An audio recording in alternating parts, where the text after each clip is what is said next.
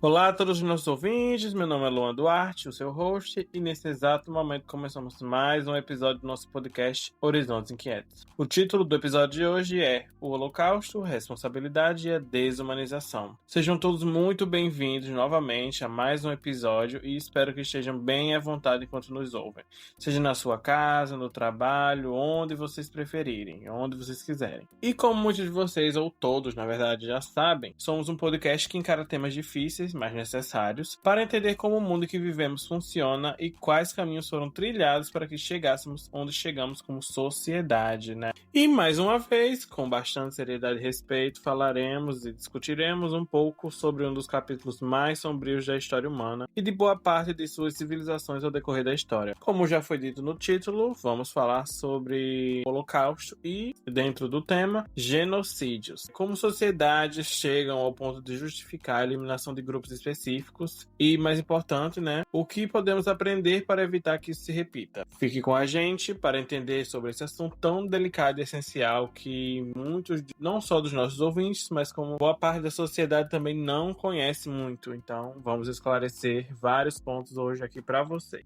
E antes de prosseguirmos para o episódio de hoje, a gente sempre faz a nossa pequena pausa para deixar vocês inteirados sobre o assunto do episódio com o nosso quadro Sua Opinião Não é Ciência. Aquele momento em que explicamos de forma direta e cuidadosa o pano de fundo do tema que estamos discutindo. E o tema de hoje é complexo e extremamente importante. Falaremos sobre genocídios. Para essa conversa inicial, eu quis trazer alguém que entende de história. Uma convidada que tem uma opinião, na verdade, muito científica e, o mais importante, sabe explicar ela muito bem. Com a gente, hoje está Marília Teles, professora de História, renomada e com um currículo muito bonito, que aceitou o nosso convite para participar. Muito obrigado, professora. Oi, gente. Eu sou Marília, sou formada em História pela Universidade Federal da Paraíba. Fiz o mestrado em História também pela Universidade Federal de Sergipe. E agora sou doutoranda pela Universidade Federal do Rio Grande do Norte. Então, eu venho de uma trajetória acadêmica de pesquisa, trabalho bastante com história cultural, cultura, memória, identidade. É isso, eu acho. Muito obrigado, professora, perfeito. E agora, para a gente começar, né, de fato, o nosso quadro, vamos começar do básico, bem básico mesmo. Quando a gente fala a palavra genocídio, professora, do que estamos falando exatamente? Porque, assim, muita gente usa o termo para violência em larga escala, mas o conceito em si é mais específico, né? Sim. Inclusive, genocídio é um conceito que foi cunhado pós Segunda Guerra Mundial. Ele é uma junção de duas palavras. Uma palavra grega, geno, que tem a ver com raça ou tribo, mas que aí a gente amplia para pensar os diversos grupos humanos, nacionais, étnicos, raciais e religiosos. E sídio, que é uma palavra em lá, tem a ver com matar.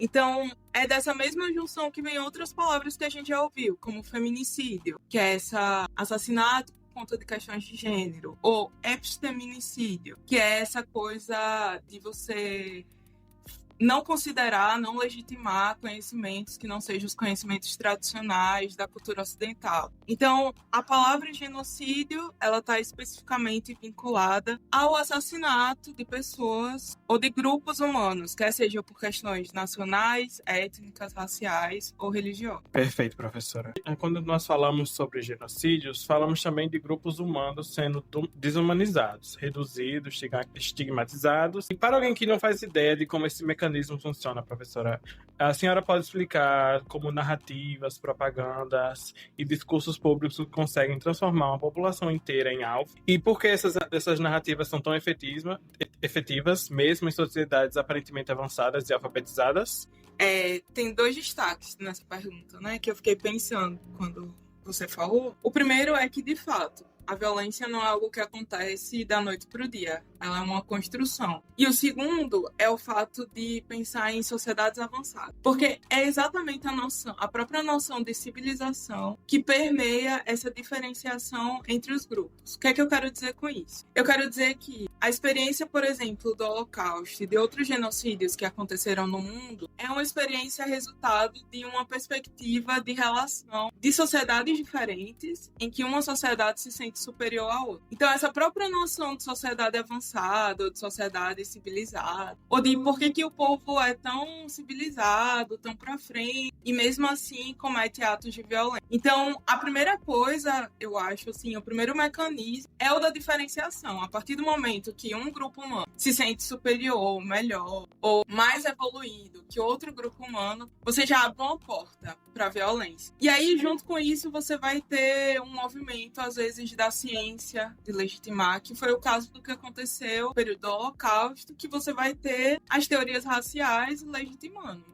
Então, o Estado nazista vai se considerar uma raça superior. Então, você tem uma ciência, conforme a lógica das teorias raciais, legitimando isso. Então, você vai ter propagandas do Estado legitimando isso. Você vai ter empresas privadas participando disso. Então, esse compilado de formas de legitimação da violência, formas de legitimação das diferenças entre os grupos humanos, é que vai abrindo portas para que se escale até o ponto de chegar na violência mesmo física, né? Entendo, viu, professora? A professora, eu achei que ficou bem explicadinho mesmo. A senhora trouxe muitos relatos interessantes. É isso, assim. É bastante coisa, né, professora?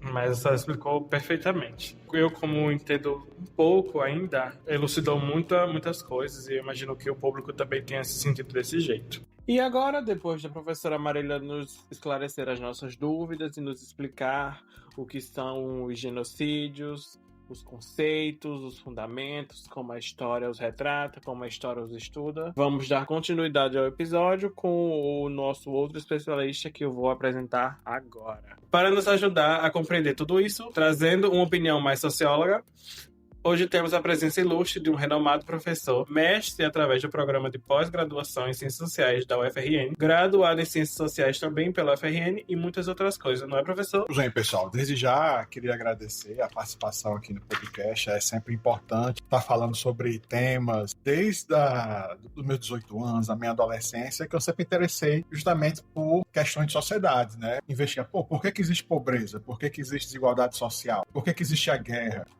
Por que a política ocorre desse jeito? E foi por isso que eu fui para as ciências sociais, para tentar compreender essas questões, por também gostar de ciência, da metodologia científica também. Então foi uma casadinha perfeita, né? E aí eu fiquei nas ciências sociais, no mestrado, doutorado, e as temáticas de segurança pública também me interessam, a parte sobre o rural, também as tensões, conflitos no campo. Então são temáticas variadas que só fazem crescer e que a gente pode trazer para estar contribuindo com você. É isso, perfeito, professor. Muito obrigado.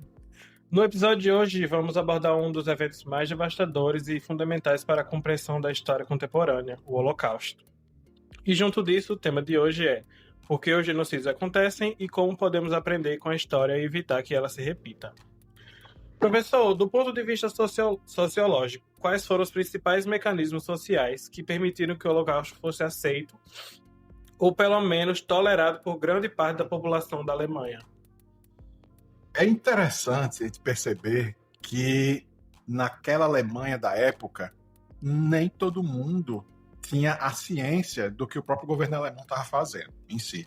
Então, você vai estar no final da Segunda Guerra, com a queda justamente da Alemanha, e vai ter gente que não vai estar acreditando que aconteciam massacres, extermínios nos campos de concentrações do Partido Nazista, né? Era impossível compreender que o Führer, que era uma figura quase messiânica, salvadora da Alemanha, fosse capaz de atrocidades com crianças, com mais velhos. Então, a destacar que nem toda a sociedade alemã, ela, digamos, sabia, né? E, de certa forma, aceitava. Mas vamos para a parte que aceitava, né? E aí, por quê? Porque ainda assim nós tivemos episódios, não é? Em que começaram a perseguição dos judeus pelos próprios cidadãos alemães, etc. Não é? Então isso foi um prelúdio, um início de tudo, e realmente a gente começa a perceber uma intolerância social, né? Então, mas vale destacar que tem algumas coisas que são coisas que servem para qualquer realidade histórica e social, não só a Alemanha daquela época. A gente tinha uma Alemanha que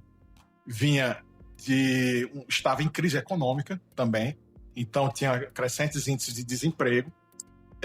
Um outro fato interessante é que era uma Alemanha que vinha derrotada de uma Primeira Guerra Mundial também, com sentimento de humilhação, de derrota na população. Então, certos discursos no qual se usa, por exemplo, o nacionalismo como um símbolo de salvação social, econômica para o povo, são recursos ideológicos importantes, mas por si só eles têm que ter um timing no momento para poderem acontecer, né? Então, diante de todo esse cenário que se tinha, há também uma questão sociológica, antropológica a se observar, que é o quê? Que é o comportamento do ser humano em massa, o comportamento de massa, né? Então, o comportamento de massa do ser humano, ele fica desumanizado. Nós em massa, dentro de uma massa, de um grupo que a gente se identifica, que tem algo em comum, geralmente nós temos uma ligação emocional com esse grupo e nós somos capazes de coisas que a gente na individualidade não faria. Então a gente é capaz de tolerar certas violências com grupos que não são do nosso grupo, por exemplo, não pertencem à nossa caixa. A gente é capaz de tolerar atos de violência, de recriminar. Assim você tinha crianças alemães perseguindo crianças judias, fazendo bullying nas escolas logo no início, né, quando tem a ascensão do Partido Nacional Socialista Alemão. Aí lembrando que o partido ele não teve uma ascensão inicial muito forte. Ele teve todo um embate político e teve sucessivas derrotas, até que lá na frente o time político e econômico da época permitiu a ascensão do partido nazista, né? Então tem todo um contexto. Então, esse efeito das massas desumaniza as pessoas, né?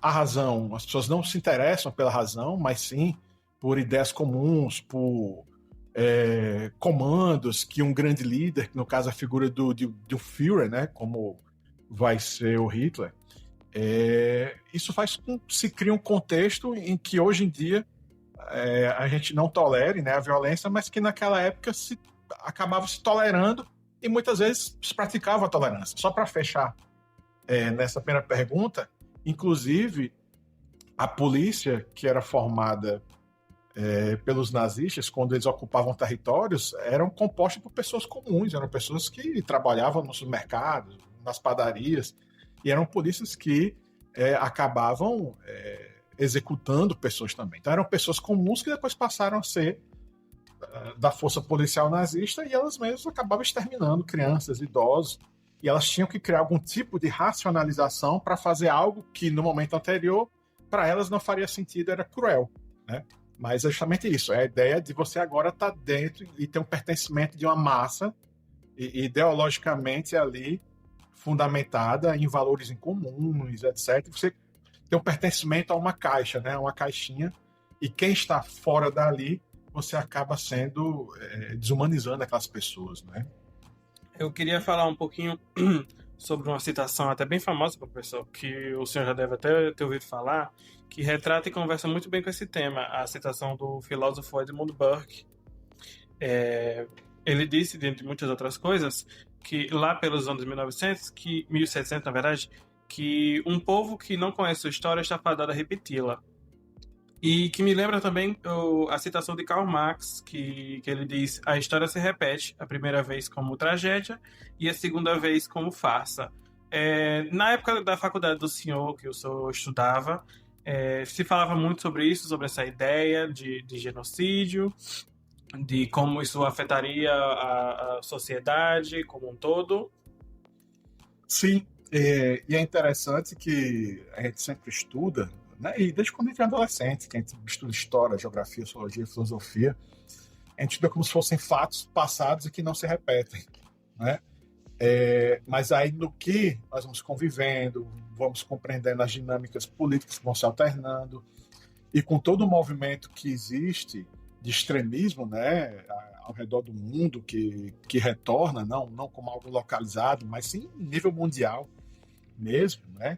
Diante de várias situações políticas, econômicas que os países passam, então a gente começa a compreender que não necessariamente é algo que fica de forma pontual, mas sim que realmente é capaz daquelas ideias que estavam apenas adormecidas ou apenas não tinham força para serem retomadas, que elas podem está retomando. E elas sempre voltam com uma nova roupagem, disfarçadas de discurso democrático, mas aos poucos você vai ver que aquela democracia, entre aspas, né, ela acaba minando espaços realmente de escuta, de expressão da diversidade, e acaba retornando, né? Agora como tragédia mesmo. Levando em consideração essa parte da segunda vez que acontece como uma farsa, o senhor acha que hoje em dia, com o mundo onde estamos, o senhor acha que é possível acontecer um outro genocídio do tamanho do Holocausto? Do tamanho do Holocausto, eu espero que não, não é? Embora a gente caia na subjetividade, porque existem acontecendo diversas guerras ao redor do mundo, nós temos aí pelo menos umas 5 ou 6 guerras acontecendo ao redor do mundo, e se nós formos calcular as situações, talvez até esteja acontecendo, só que ela não tem tanta visibilidade. Você tem diversos golpes de Estado em regiões da África, por exemplo, mas na dinâmica das relações internacionais, e aí é o que deixa, às vezes, as nações verem as guerras acontecerem e não intervirem, é que muitas vezes não tem visibilidade política e econômica aquele território. Então, nós temos regiões aí pelo mundo que, na verdade, podem, se a gente for contabilizar, seria um holocausto. Você vai pegar a Ruanda, por exemplo, ali ocorreu um genocídio enorme, né? Então, eu não sei se a base para dizer que há um holocausto naquelas proporções, né, foi bem absurdo, seria somente numérico, né? Porque até se for do ponto de vista numérico, tem nações numéricas no sentido da porcentagem proporcional, né? Tem regiões que não vão ter aquela quantidade de pessoas, mas que proporcionalmente, estatisticamente, se for comparar, foi exterminado a porcentagem de uma etnia, por exemplo, 80% de uma etnia, 70%, né? De Tutsis, por exemplo, em Ruanda. Bem, então isso daí já se considera um genocídio, um holocausto, seja as questões do conflito Israel-Palestina. Então, são situações que realmente são holocaustos que acontecem, né? Mas que às vezes não levam esse nome porque muitas vezes não tem aquela cobertura midiática que se tem em outros territórios, né? Seja no mundo árabe, seja na Europa. Se não tem uma importância econômica, militar ou política, então muitas vezes holocaustos estão acontecendo, mas não são visibilizados. Estamos chegando ao fim desse episódio de hoje, com a presença ilustre do professor Márcio Maia, com as suas opiniões impecáveis, muito científicas, com grande embasamento. E gostaria de agradecer do fundo do coração de ter aceitado o nosso convite. Eu que agradeço, é sempre uma oportunidade e é isso mesmo, através da educação e através de se abrir mesmo para conhecer os temas, para sair da nossa caixa também, de falar que o tempo todo e não combater quem está fora da caixa, mas é de sair da nossa caixa, compreender, tentar enxergar a realidade como ela é, né? E não só a partir do que a gente pensa. Então tudo isso é o papel da educação e estar aqui no podcast também é a oportunidade de estar trazendo isso para todos. E assim encerramos mais um episódio aqui no nosso podcast Horizontes Inquietos. Hoje com a participação ilustre da professora Marília e do professor Márcio, que trouxeram os seus pontos de vista, cada um com a sua respectiva área. A professora Marília como historiadora e o professor Márcio como sociólogo trouxeram pontos extremamente válidos, novos pontos de vista, elucidaram, eu acredito que elucidaram muitos do nosso público que estão em casa e que talvez nunca tenham ouvido falar ou talvez não soubessem a fundo sobre os assuntos de hoje, sobre genocídios, especialmente o Holocausto, que foi discutido aqui, a nossa equipe. E falando na nossa equipe, eu queria agradecer a todo mundo que fez com que esse episódio chegasse ao ar, e agradecer ao público por dar essa chance de nos ouvir e ouvir a quem trazemos aqui no nosso podcast, né? E como sempre, aqui vai a nossa ficha técnica do episódio de hoje. A roteirização por Luan Duarte, pesquisa por Luan Duarte e Sara França, edição e produção técnica por Pedro Moura e os bastidores com Tainá Antunes e Ana Heloísa. Mais uma vez, agradecendo mais uma vez, obrigado por nos ouvir, por todo o carinho, tá? E até a próxima inquietação em nossos horizontes. Tchau, tchau!